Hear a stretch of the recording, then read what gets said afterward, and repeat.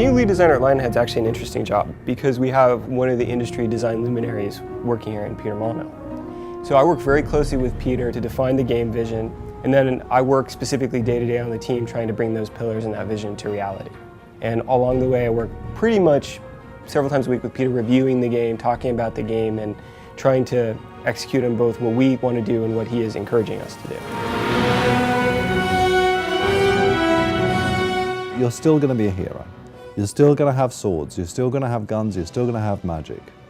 But this time you're going to be leading a country as well as that.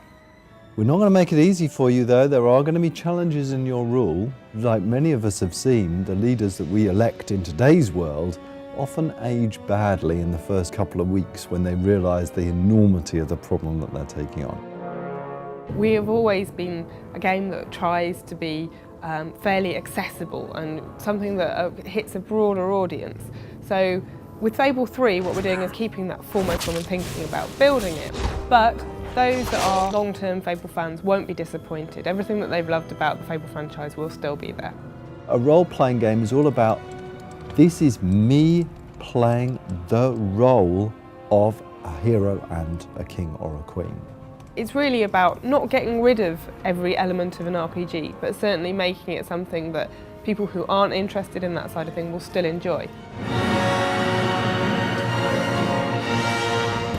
New technology in Fable 3, I think the main thing for me is Simon nodding in the background. The tools are actually a bit slower at the moment, so I probably wouldn't want to talk about that. We've got a real issue with that.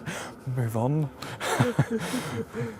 Obviously, with Fable 2, we had a stable code base to work from, so we've mostly been working on new cool things to go and put into the game. One of the things that people have come to expect from Fable is innovation.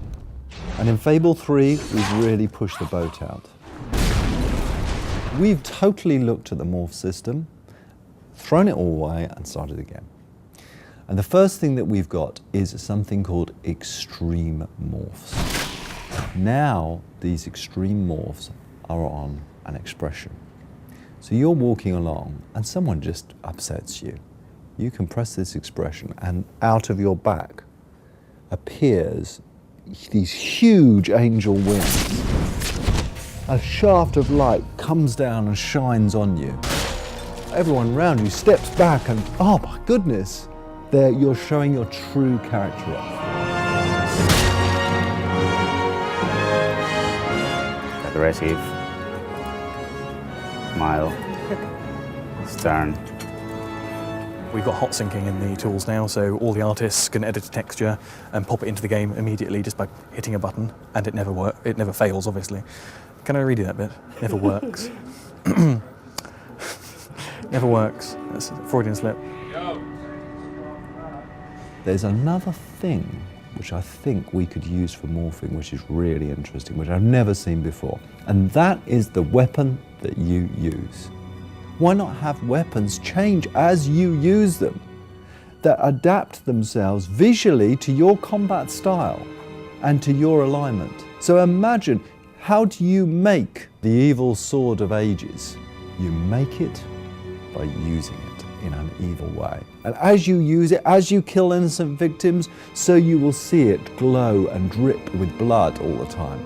I want everybody in the world to have unique weapons.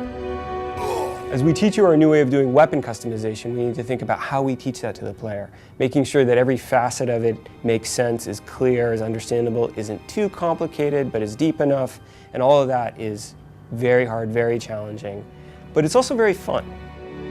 More excitingly is with the lighting system.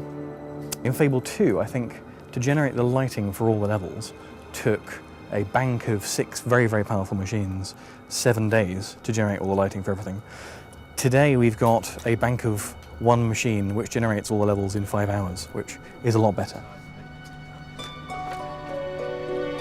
We've also been looking at how you express yourself, and we're giving you the ability to touch things. Now this may sound strange, but imagine this, being able to reach out and touch your girlfriend in the game, being able to hold, persuade, pull, push, all that can be done dynamically.